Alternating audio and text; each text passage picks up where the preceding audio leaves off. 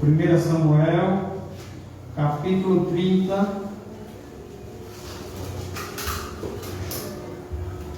E eu já quero fazer aqui uma introdução, dizendo aos irmãos que coisa boa é estarmos aqui nesta noite reunidos. E sempre que nos reunimos, meus irmãos, em nome de Jesus, para buscarmos a face de Deus, para falarmos com Deus, para ouvirmos a voz de Deus, coisas grandes acontecem. É com essa expectativa que viemos aqui nesse lugar.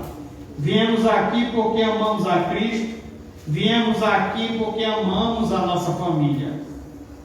Talvez não tenha em toda a geografia do mundo um lugar onde nós enfrentamos tantas lutas e batalhas, como também um lugar onde celebramos com mais alegria do que a nossa casa. A família, meus irmãos, sempre foi palco de muitas lutas. Às vezes a gente se cobra um pouco e isso não está errado, mas quando olhamos para a história, dá para percebermos que a família, que homens e mulheres de Deus tiveram também lutas. E podemos começar relatando algumas. Basta olharmos para a história de Adão e de Eva. Já pensou o que é você ter um filho? E no começo da história da humanidade, um irmão matar o outro? Já pensou na história do nosso pai de fé Abraão? Apressadamente, Abraão contratou uma barriga de aluguel naquela época. E o menino, ao nascer, e depois de um certo ano, um dia Sara diz a esse menino: vai embora, some daqui de casa. E Abraão vê seu filho dobrar lá na curva do deserto.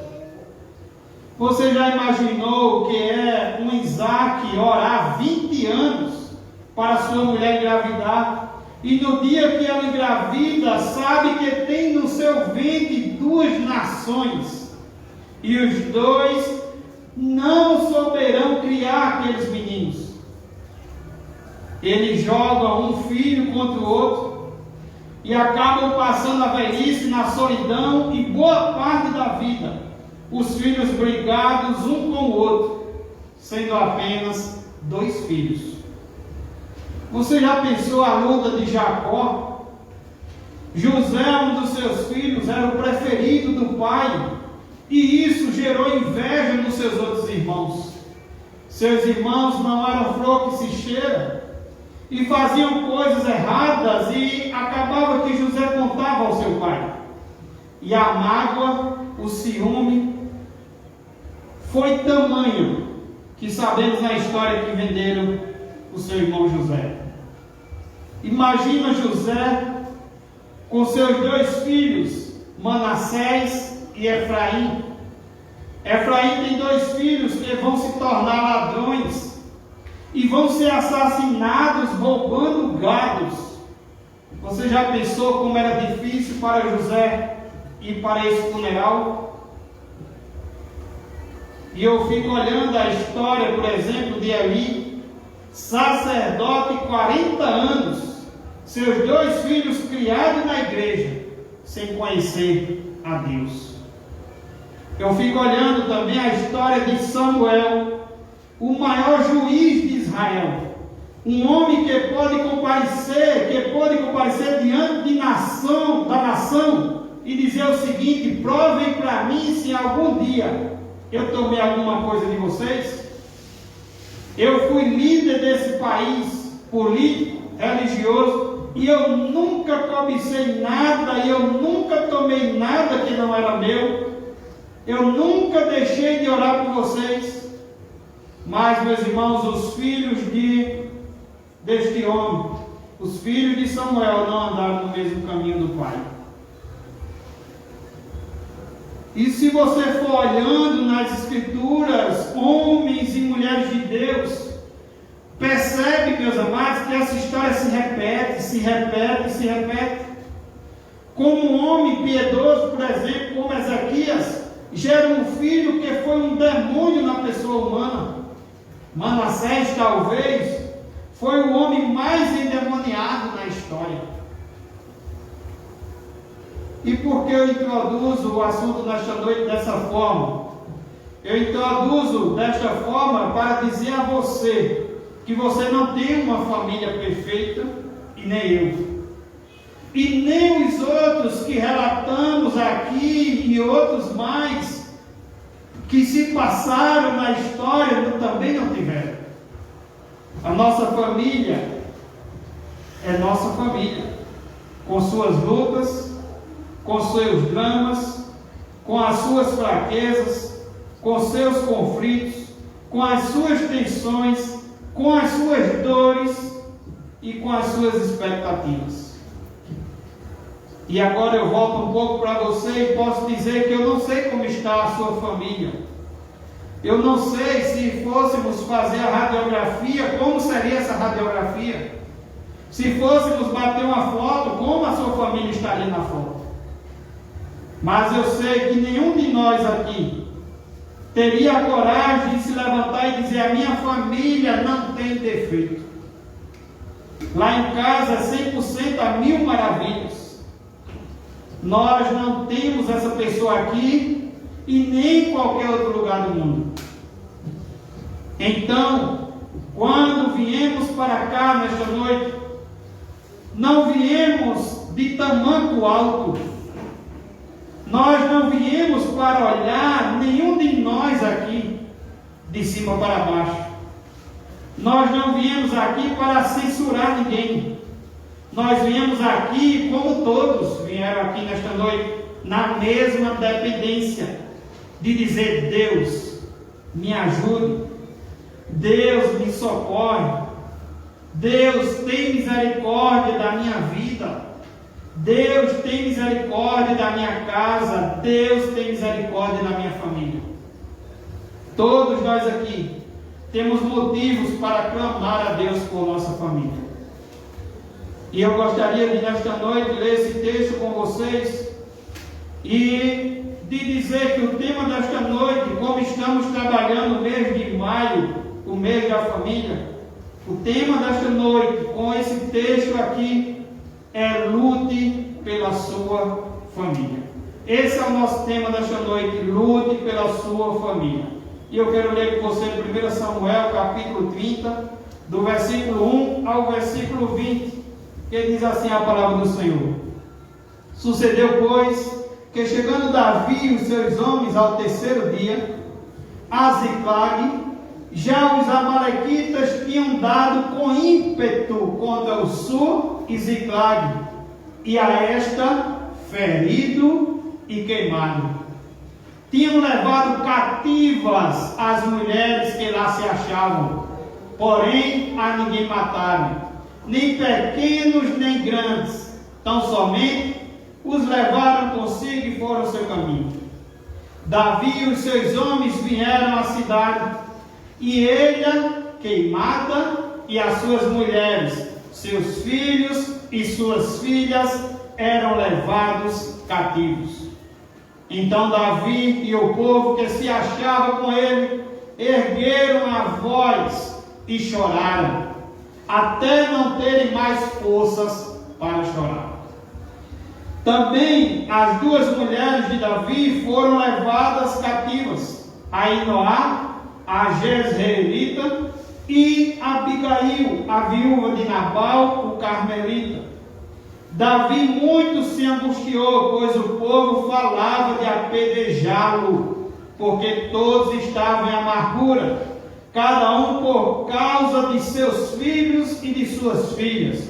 Porém Davi se reanimou no Senhor, seu Deus.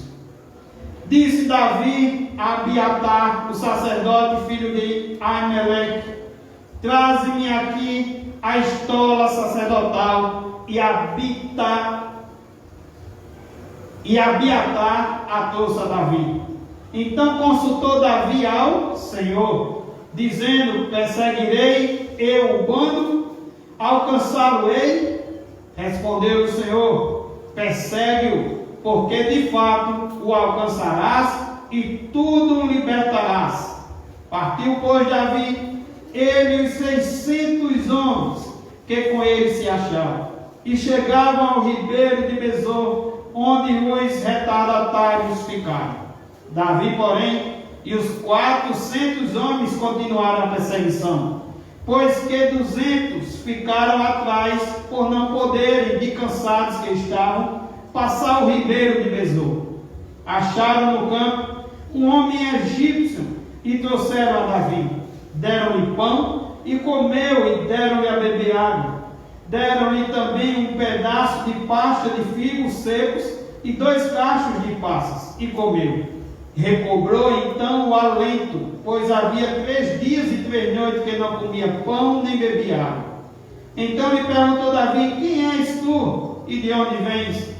Respondeu o moço egípcio: sou servo de um amalequita, e meu senhor me deixou aqui porque adoeci há 3 dias.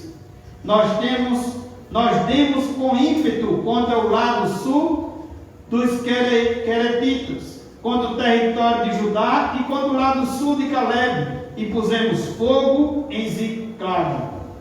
Disse-lhe Davi: poderias descendo guiar-me a esse bando?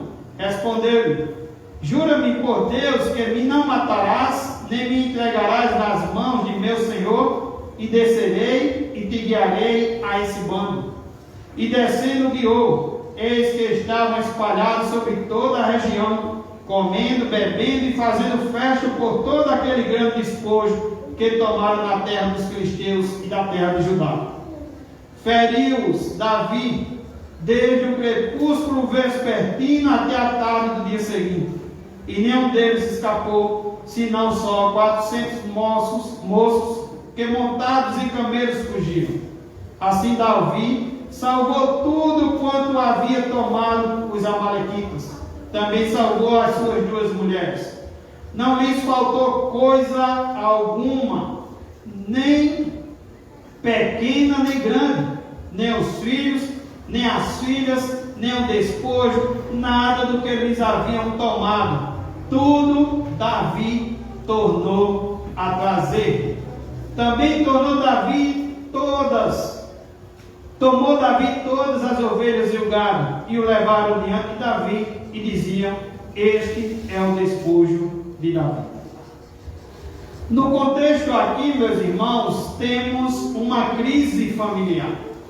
Por isso que tiramos desse tema nesta noite, tiramos dessa mensagem nessa noite o tema: lute pela sua família. E o contexto aqui é que Davi vem de uma família complicada, e quando ele foi ungido rei de Israel em lugar de Saul por Samuel, o problema se agravou dentro da casa de Davi, porque todos os irmãos de Davi esperavam que alguns deles pudessem ser ungidos de Deus, mas menos Davi. E aí Davi é ungido, mas em vez de Davi ir para o trono, Deus matricula Davi na escola do quebrantamento. E aí, num determinado dia, os seus 3 irmãos mais velhos estavam numa guerra, e o Jessé disse para ele: vá lá levar uns queijos por seus irmãos. Quando ele chega naquele ambiente, os soldados de Saul estavam com muito medo de um gigante. Já tinha 40 dias que eles fugiam desse gigante, e Davi se dispõe a enfrentar o gigante, e isso provoca a ira mais uma vez do seu irmão mais velho. Então Davi já vem de uma família onde ele estava enfrentando muitos problemas, mas naquele dia ele fica sabendo que a recompensa para quem derrubasse aquele gigante era casar com a filha do rei. Davi já tinha a unção de rei, e casar com a filha do rei, ele pensou: pronto, agora estou feito, prato feito para mim. Pois bem, ele se torna genro do homem que havia de suceder. Só que este homem que ele havia de suceder, o Saul, daqui a pouco Saul vira a casaca e começa agora a perseguir Davi para matá-lo. O sogro querendo matar o genro.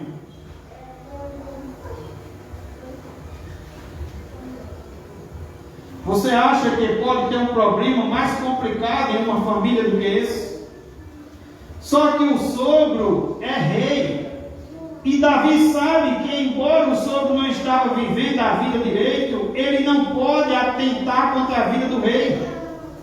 E ele tem que fugir para as cavernas, para os campos, para os desertos, para todo lado.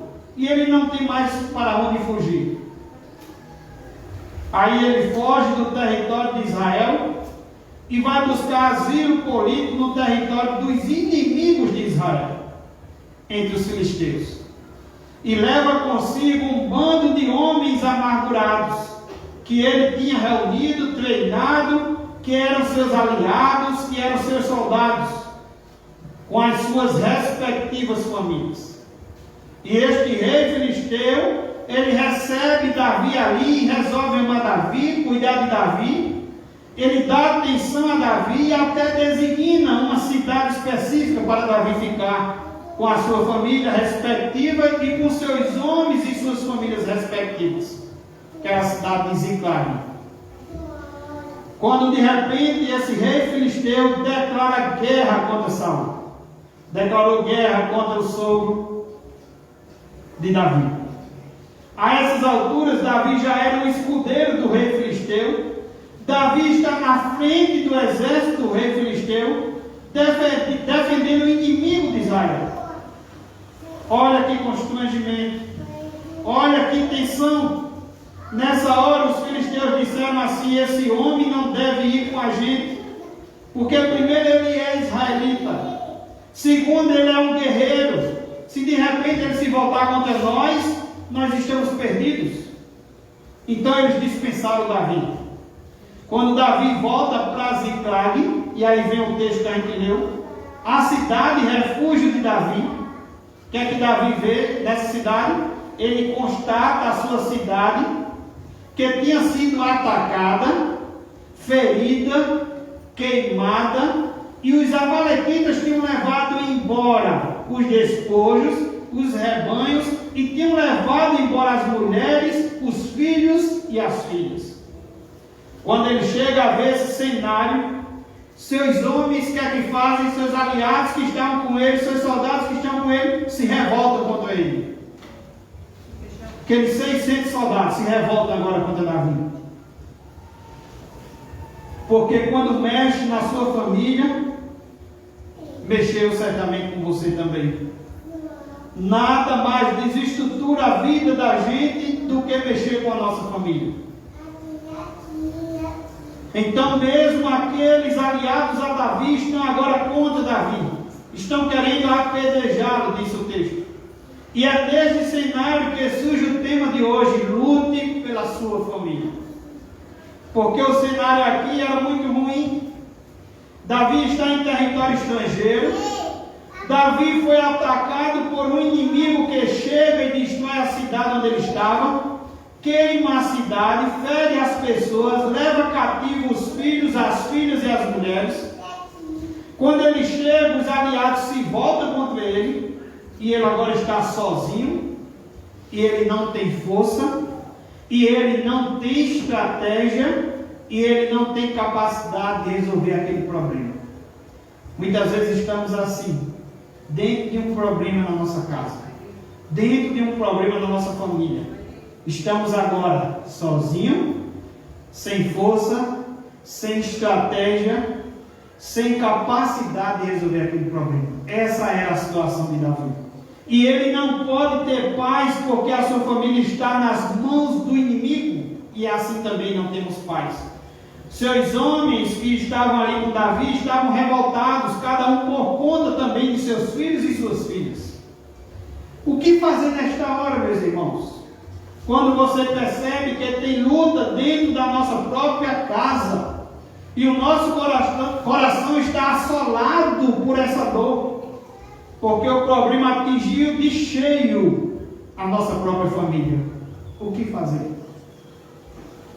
Davi nos ensina aqui nesta noite alguns princípios, e eu gostaria de compartilhar com você. Lute pela sua família. Em primeiro lugar, você deve lutar pela sua família com os olhos molhados de lágrimas. Você precisa lutar pela sua família com os olhos molhados de lágrimas. Versículo 4, olhe para a sua Bíblia e leia comigo. Então Davi e o povo que se achava com ele ergueram a voz e choravam, até não terem mais forças para chorar. Está aqui a primeira lição desta noite. Chore, lute pela sua família, até não ter mais forças para chorar. Pouca coisa talvez nos levam às lágrimas. Tem pessoas que lutam até com ira. Tem pessoas que lutam com raiva. Mas lidar com ira e com raiva nem sempre ajuda. Quase sempre não ajuda. Mas o que é que você e eu sabemos do que é lutar pela nossa família com lágrimas? O que é que eu e você sabemos o que é lutar pela nossa família com choro? Choro implica, choro significa quebrantamento. Choro implica em dizer: Deus, eu não sei o que fazer. Choro significa dizer: Deus, eu não tenho estratégia. Porque o ser humano, ele não é um botão que você vai lá e desliga. Se fosse assim, era muito bom. Não é assim? Quem tem filho sabe que às vezes a gente pede para fazer alguma coisa e ele faz outra. Mas não adianta você simplesmente falar, porque uma fala só pode não produzir o efeito que você quer. Mas de repente, aquilo que você não administra, por isso que eu disse, todos nós estamos nessa noite aqui na dependência, socorre-me, Senhor. Aquilo que você não administra, aquilo que você não pode, aquilo que você não tem capacidade de resolver, as lágrimas abrem o caminho do aquebrantamento. Versículo 4. Diante dessa crise familiar, a primeira coisa que a gente vê Davi fazendo, versículo 4, então Davi e o povo se achavam com ele, erguem a voz e choram, até não terem mais forças para chorar. É de repente, quando as lágrimas abrem o caminho do aquebrantamento, e de repente a mão invisível do Onipotente aciona a seu e a meu favor. Porque aquilo que você não resolve com argumentos, aquilo que você não resolve com lógica, aquilo que você não resolve com gritos, aquilo que você não resolve com a lei, você muitas vezes alcança vitória com lágrimas. É com lágrimas. As maiores vitórias em toda a história, irmãos, elas são obtidas quando você está com o coração aquebrantado diante de Deus com lágrimas.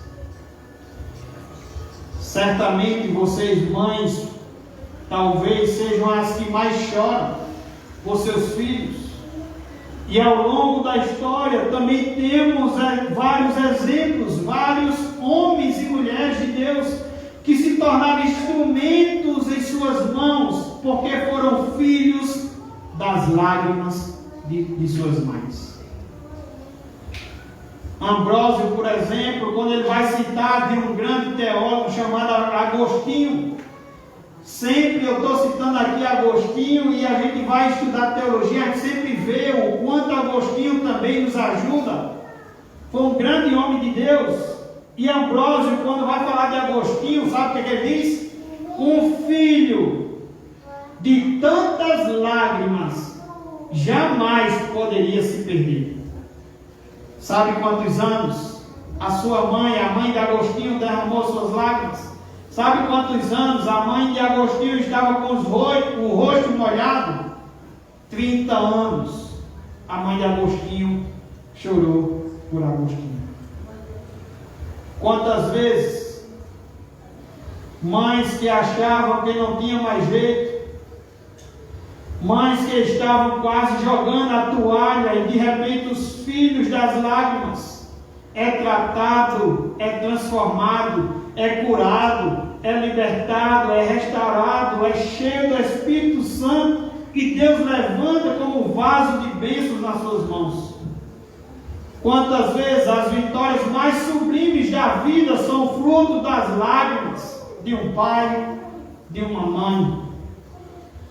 Muitas vezes dar bronca nem sempre resolve. Muitas vezes passar um sermão nem sempre resolve. Mas as lágrimas são irresistíveis. A Bíblia diz que Deus recolhe no seu óleo celestial as nossas lágrimas. Esse é o primeiro instrumento que encontramos aqui nesse texto para uma família que está em crise e para você que quer lutar pela sua família. Lute pela sua família, em primeiro lugar, com os olhos molhados de lágrimas. Segundo lugar, você não só precisa lutar por sua família com os olhos de lágrimas, mas você precisa lutar por sua família com ânimo renovado. Ânimo renovado. Veja o versículo 6. Veja a outra lição do versículo 6. Davi muito se angustiou, pois o povo falava de apedrejá-lo, porque todos estavam em amargura, cada um por causa dos seus filhos e de suas filhas. O que foi que Davi fez? Porém, Davi se reanimou em quem? No Senhor, seu Deus. Davi, ele se reanima no Senhor, seu Deus, diante da crise da sua família. Porque tem hora que você chega até a pensar assim, por exemplo, será que vale a pena? Será que vale a pena? Você ora, você jejua, você chora, e parece que o problema não se resolve. E você vê alguém da sua família, da sua parentela, que quanto mais você fala, mais essa pessoa endurece o coração. E note que quando Davi se reanima no Senhor seu Deus, tem uma palavra que antecede no versículo 6. Olhe para o versículo 6, lá no finalzinho, quando diz: porém Davi se reanimou no Senhor seu Deus. Antes do nome Davi tem a palavra porém. O que é que isso significa?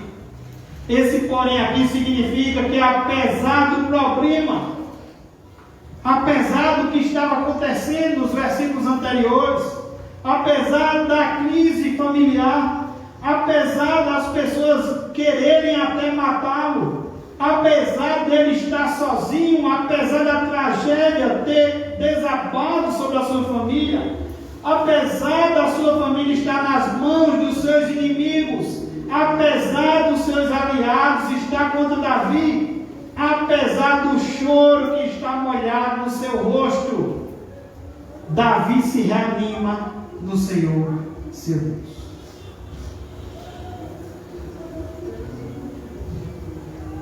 O que aprendemos aqui também é que ânimo renovado não é fruto das consequências. Louvamos aqui nessa noite, perto quero estar, e o louvor diz que vamos louvar e adorar a Deus, nos ofertar a Deus, apesar de quê? Das nossas circunstâncias. É isso. Sem olhar para as circunstâncias, não é as circunstâncias que minha alegria não depende das circunstâncias. O ânimo aqui renovado não é fruto de bons sinais que pode de repente começar a aparecer na nossa casa. Eita, estou orando, estou chorando, estou vendo que a coisa está melhorando, então vou ficar animado. Tem muitas pessoas que agem assim, irmãos. Eita, estou vendo que a coisa está ficando melhor, então vou me animar de novo. Não. A situação aqui estava um caos. Não tinha nada aqui melhorando. Não tinha nada aqui que fizesse Davi dizer: ah, tem um sinalzinho de melhora, eu vou ficar feliz. Ele não se reanima por causa das emoções dele. Ele não se reanima por causa dos aliados dele. Ele não se reanima por causa das circunstâncias estarem favoráveis, e não estavam. Diz o texto, a palavra do Senhor, que ele se reanimou-se em quem? No Senhor, seu Deus. Eu quero nesta noite encorajar você, meus irmãos e minhas irmãs, a se reanimar no Senhor, seu Deus. Em relação ao seu casamento, em relação ao seu marido, em relação à sua esposa, em relação aos seus filhos, em relação aos seus pais, em relação aos seus parentes. O texto diz: reanime-se. É o que o Senhor diz ao teu coração nesta noite. Você não está vendo nada no horizonte. Aliás, você está vendo sim nuvens escuras. Mas apesar disso, você pode se reanimar no Senhor, seu Deus. Porque, meus irmãos, quem faz a obra é Deus. Quem muda as pessoas é Deus. Por isso que sermões muitas vezes não resolvem. Por isso que gritos muitas vezes não resolvem. Bate-boca muitas vezes não resolve. Porque quem faz a obra é Deus. Quem muda as pessoas é Deus. Reanime-se no Senhor, seu Deus.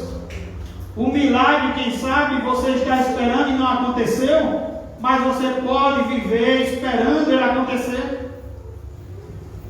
O coração dessa pessoa não foi tocado, mas você espera que seja tocado. Você não está vendo sinal ainda nenhum de melhora, mas você aguarda, ainda que seja um sinal pequeno aos seus olhos. E a promessa certamente da restauração vai chegar. Reanime-se no Senhor, seu Deus. Lute pela sua família, com seus olhos molhados de lágrimas. Lute pela sua família, com ânimo renovado. E esse ânimo não depende da situação. Você está reanimando no Senhor, seu Deus. Terceira lição, olhe para o versículo 7. Versículo 7. Disse Davi a Abiatar, o sacerdote, filho de Amileque: traze-me aqui a estola sacerdotal. E Abiatar a trouxe a Davi. Versículo 8. Então consultou Davi ao Senhor. Em terceiro lugar, você precisa lutar por sua família, consultando ao Senhor. Você precisa lutar por sua família, orando ao Senhor. E note que orar não é falar muito, nem falar bonito. Hernandes Lopes, ele fala de um texto que ele viu, e ele diz que não sabe se isso realmente aconteceu, se de fato aconteceu, ou se colocou ali para a gente refletir aquele texto.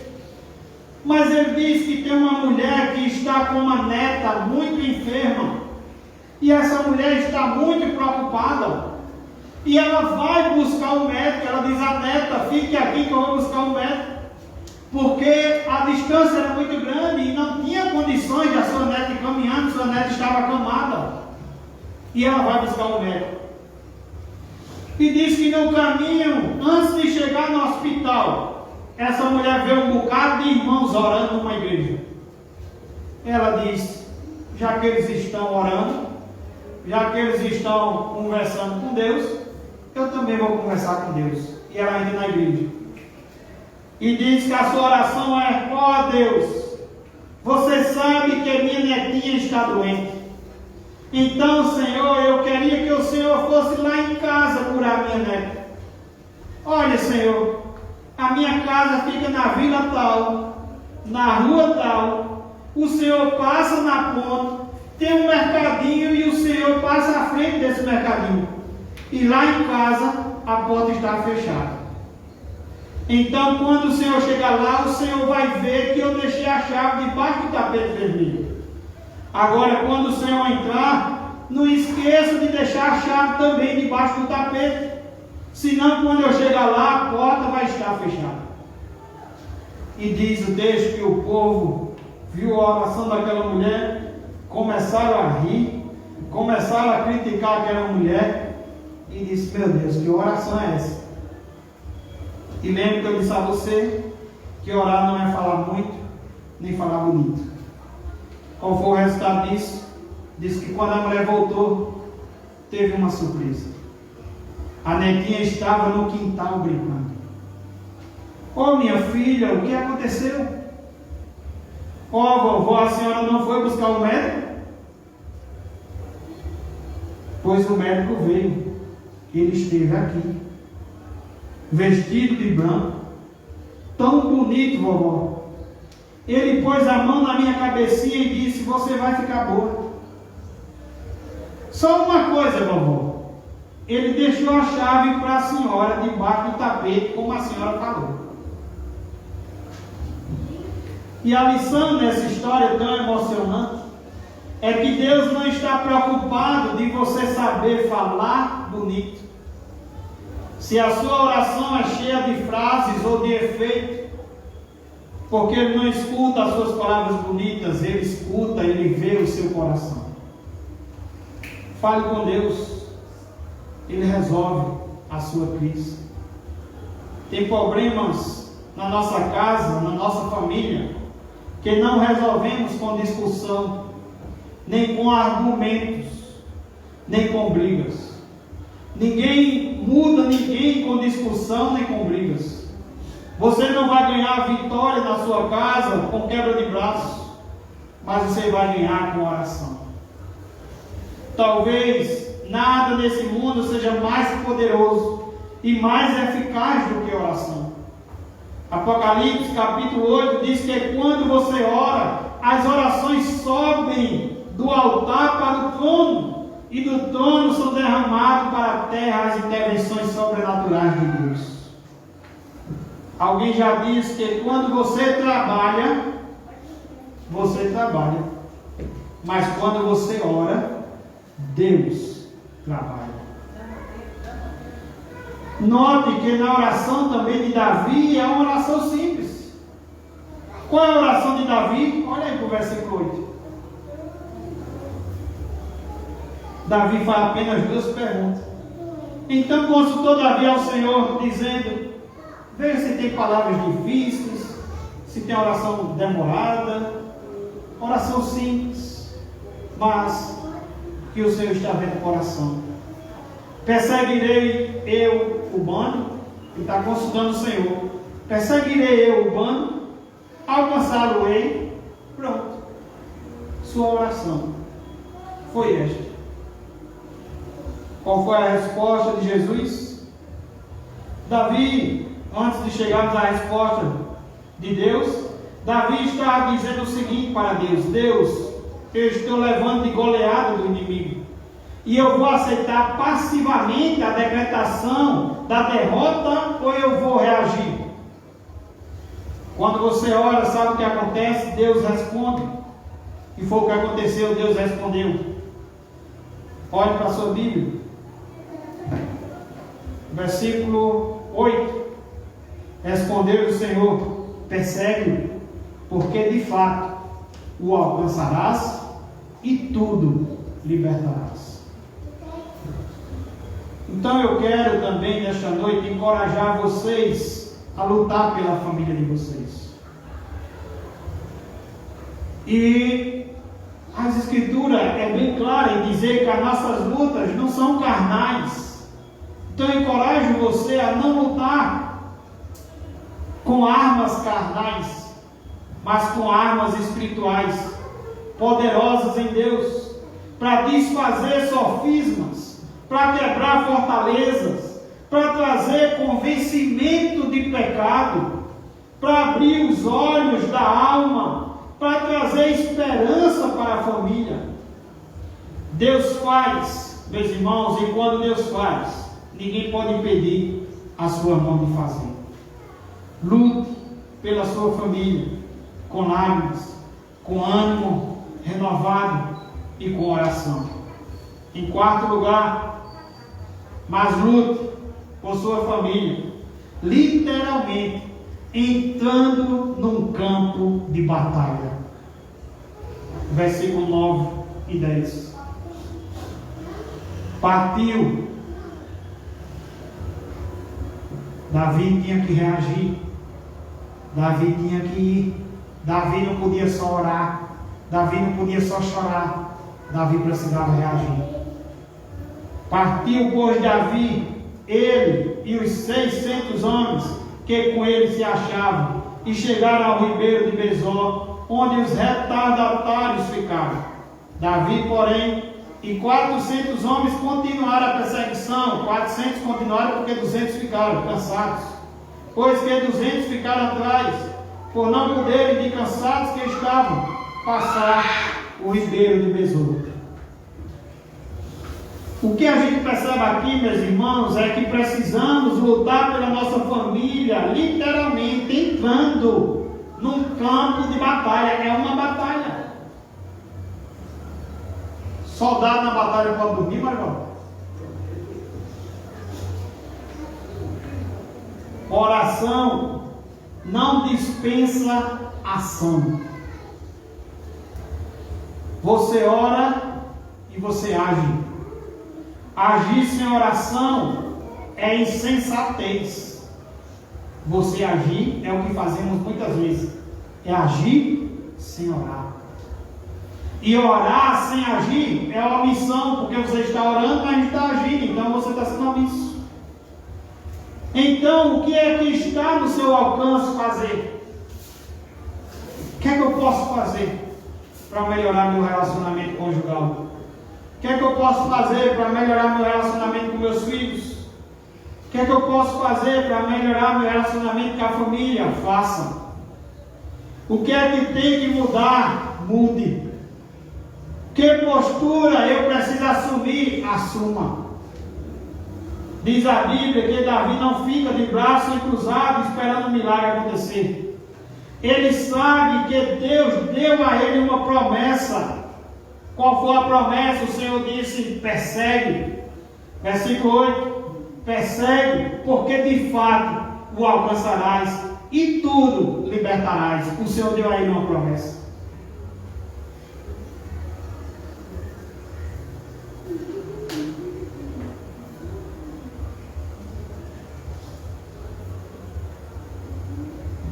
E com base nessa promessa, Davi vai trabalhar, Davi vai lutar, Davi ele age. Agora, o que Deus promete, precisamos entender isso também. O que Deus promete não é a ausência de luta.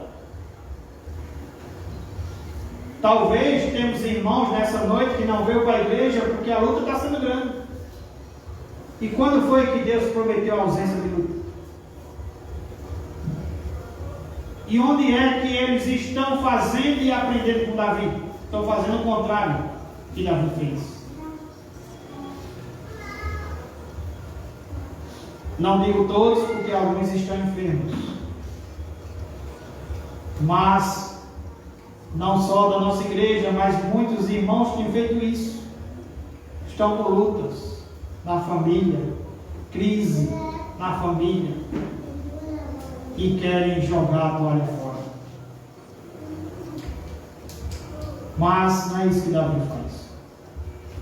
E precisamos entender que o que Deus promete não é a ausência de luta, mas Deus promete vitória certa. Amém, irmãos? Não é jornada fácil, mas é chegada segura. O texto nos diz que 200 ficaram para trás, estavam cansados. Mas se você tem a promessa de que Deus vai abençoar, vai restaurar, vai restituir aquilo que o inimigo tomou lá dentro da sua casa, você não vai desistir, você vai até o fim, certo da vitória, e é isso que faz Davi, é isso que aconteceu.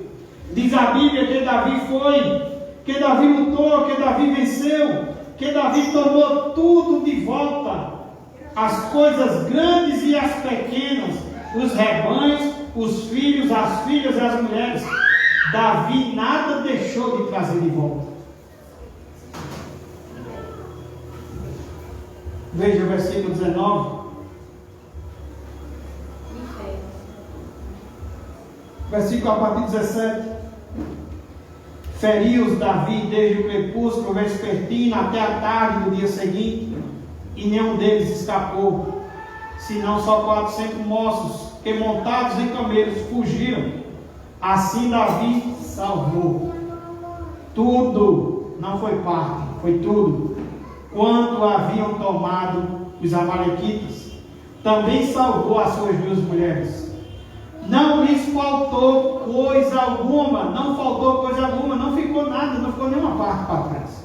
Tudo foi restaurado, tudo foi restituído. Não lhes faltou coisa alguma, nem pequena nem grande, nem os filhos, nem as filhas, nem o despojo, nada do que eles haviam tomado, nada. Tudo Davi tornou a trazer.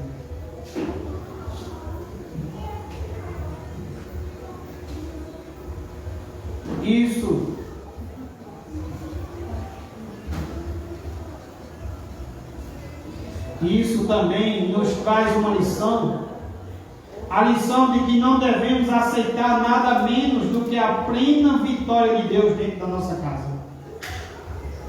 Não se contente com meias, com metade, com meias vitórias. Davi não deixou nada nas mãos do inimigo, tudo ele tornou a tomar de volta. Isso significa uma coisa: é hora de pensarmos assim: meu Deus, o que é, Senhor, que eu já tive como dádiva tua na minha casa, que hoje eu não tenho mais? Pense nisso. Talvez um sorriso, talvez um diálogo, talvez antes de sair de casa um beijinho no marido ou na esposa ou nos filhos, talvez chegar em casa e dar um abraço, de assentar ao redor da mesa para uma refeição, ou até de ir para a igreja juntos. O que é, meus irmãos, que um dia você já teve de uma maneira expressiva dentro da sua casa e com o tempo foi perdendo o brilho, entrou na rotina pesada, árida, seca e foi acabando, e você precisa tomar de volta?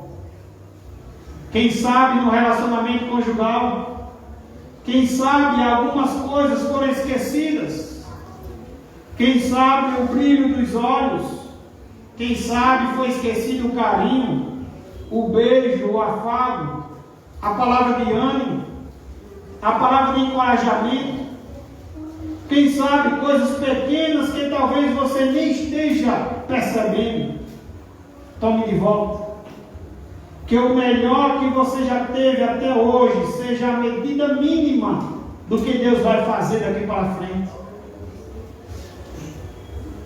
Aquilo, meus irmãos, que parecia nessa crise ser a maior tragédia, veio se tornar a maior bênção. Às vezes, quem sabe é uma atitude de um de nós dentro da casa, dentro da família, que pode mudar o clima de dentro da família. Quem sabe seja eu, quem sabe seja a esposa, quem sabe seja o marido, quem sabe seja os filhos. Às vezes uma atitude de um membro da família pode mudar o clima. Note que os 600 homens queriam matar Davi. Pense comigo também, se Davi fosse enfrentar esses 600 homens, se Davi fosse discutir com esses 600 homens. Davi, diz o texto, que ele não faz isso, ele se reanima no Senhor. Davi, ele começa a orar. Davi, ele escuta a resposta de Deus. Não se sabe, o texto não se explica como aconteceu, mas os 600 estão mais uma vez do lado de Davi. A melhor estratégia, meus irmãos, que nós precisamos ter é nessas horas dizer: agora, só Deus nessa causa. Eu não tenho mais recursos, eu não tenho estratégias, eu não sei mais o que fazer. Mas quando você se volta para Deus, Deus inclina o coração de pessoas. Deus muda a disposição do coração de pessoas. Deus reúne de novo aquilo que estava separado. Aquilo que parecia uma derrota, meus irmãos, aparece, esboçando um sorriso para você como a mais consagrada das vitórias. Precisamos agir em nossas vidas conforme aquilo que o Senhor achou digno de registrar. Porque tudo aquilo que foi registrado nas Escrituras, a Bíblia diz que ela é útil para o nosso ensino, para nos repreender, para nos exortar, para nos consolar, para nos edificar e para que o homem seja aprovado por Deus. Precisamos fazer como as Escrituras nos ensinam. Precisamos olhar para Davi e ver que nessa crise familiar, ainda que fosse difícil, ainda que os 600 homens aliados a ele agora se revoltam, ainda que não sabe nem para onde foi sua família, a primeira coisa que a gente vê é que Davi luta. Davi, ele luta com os olhos molhados de lágrimas. Quando foi que você chorou aos pés do Senhor? Ou você está querendo resolver suas crises com suas forças, com a inteligência que você acha que tem, com a sabedoria que você acha que é suficiente? Quando foi a última vez que você teve crise no seu casamento, crise com os filhos, crise na família, ou quem sabe até com um parente? Quando foi que você derramou suas lágrimas aos pés do Senhor? É a primeira coisa que aprendemos. Quando foi que diante de toda essa situação você procurou se renovar no Senhor? Agora é que eu preciso da igreja, agora é que eu preciso de oração, agora é que eu preciso ler a Bíblia, agora é que eu preciso mais ainda estar com os irmãos, agora é que eu preciso não orar sozinho, mas agora pedir para os meus irmãos orar comigo. Era para ser assim. Se renovar no Senhor, meu Deus. Ele se renova. Diante de tamanha crise, diante de tamanho caos, ele se renova no Senhor, seu Deus. Terceiro lugar, ele faz isso consultando a Deus. Ele faz isso orando a Deus. Quantas vezes não queremos fazer as coisas, resolver as coisas sem orar a Deus? Meu filho essa semana mandava uma mensagem para mim no celular me pedindo algo. E a primeira coisa que eu coloquei para ele foi: você orou? Ele deu uma risada e disse: ainda não. Eu disse: então eu deveria primeiro orar. E por último, lute como se fosse mesmo uma batalha. Porque não é como se fosse, é sim uma batalha. Lute. E o Senhor, ele promete. Ele não promete que não vamos ter turbulência, mas ele promete chegar no Senhor. Eu quero orar com você. Deu um louvor também à minha mente. Eu não ensaiei esse louvor, mas eu queria que você, nesse momento, você louvasse comigo, você pedisse isso a Deus, e você poderia até também ficar em pé. Se você estiver com a sua família, ficar ao lado da sua família.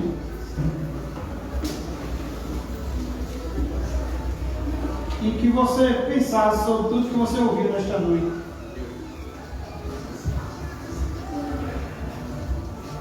Eu não sei se o tom é igual ao meu, a minha voz, mas mesmo assim tu vai adorar o Senhor. Ora ao Senhor pela sua família, peça para o Senhor restituir aquilo que quem sabe você tinha antes na sua família e você percebe hoje que não tem. Senhor, relacionamento com seu esposo, com a sua esposa, Senhor, relacionamento com seus filhos, seja qual for o tipo de relacionamento.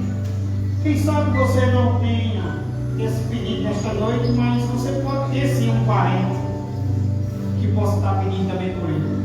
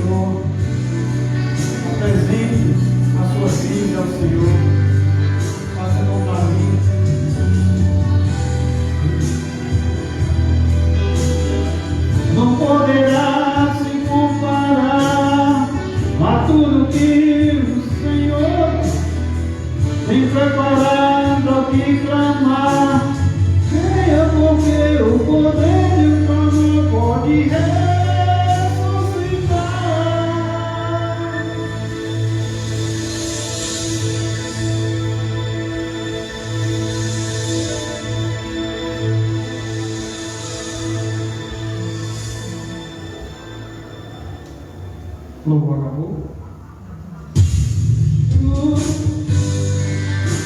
Eu quero de volta o que é meu, para mim, e põe teu azeite em minha dor, restitui e leva minhas águas tranquilas, lava-me, Senhor, e refrigera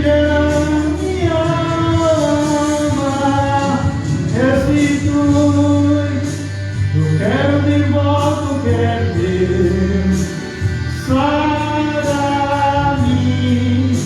e põe teu azeite em minha dor, restitui e leva-me às águas tranquilas,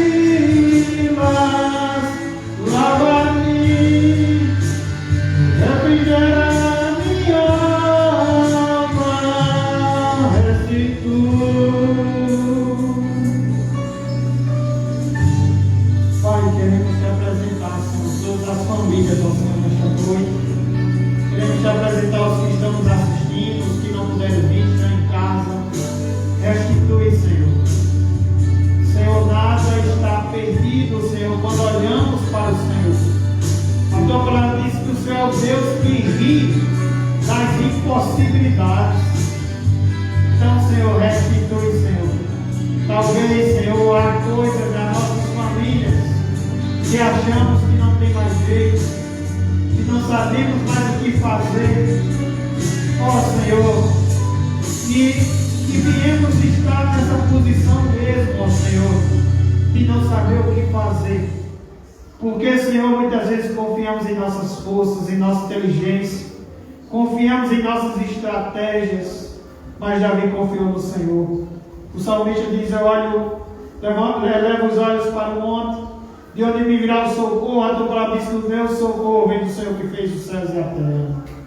Então, Senhor, que a gente venha dizer isso mesmo, ó Senhor, socorre-me. Ó Senhor, tem misericórdia de mim, Senhor, porque eu estou nessa ou naquela situação, Senhor, não sei mais o que fazer, não tenho, Senhor, mais ferramentas. Ó Senhor, não estou mais suportando. Ó Senhor, eu não sei, Senhor, o que fazer. Que essa venha ser a nossa posição, para que nessa posição busquemos o nosso Deus, porque Ele é o Deus que cura, Ele é o Deus que liberta, Ele é o Deus que transforma, Ele é o Deus que tira coração de pedra e bota coração de carne. Ó Senhor, eu quero te pedir pelos maridos que quem sabe deixaram suas casas. Quero te pedir, Senhor, pelas mulheres que quem sabe deixaram suas casas. Quero te pedir que eles voltem, Senhor. Sabemos que o Senhor pode ir até eles nesse momento. Sabemos que o Senhor pode, Senhor, convencê-los do pecado, Senhor, e fazê-los retornar para suas casas. Ó Senhor, nos dê uma resposta quanto a isso, Senhor. Eu te peço também, Senhor, por aquele casal, o Senhor sabe quem é, Senhor. E podemos ter outros também, Senhor. Aquele casal, Senhor, que já não luta mais pelo casamento, Senhor. Aquela esposa, Senhor, que já não luta mais pelo casamento, Senhor, porque ela está presa ao Senhor, se desfiando do seu pecado, Senhor. Ó Senhor, tem misericórdia, Senhor. Convence ao Senhor do pecado, transforma, Senhor, aquele lar. Restitui, Senhor, o que ali foi perdido, ó Senhor. Restitui, Senhor, o que ali antes foi dádiva do Senhor. Restitui, Senhor. Te peço, ó Senhor, pelos pais que sofrem, ó Senhor, com o distanciamento dos filhos por rebeldia, ó Senhor, quem sabe, pelos filhos que estão presos, ó Senhor, e por outros casos, ó Senhor, filhos que não querem, Senhor, respeitar pai, ter comunhão com o pai.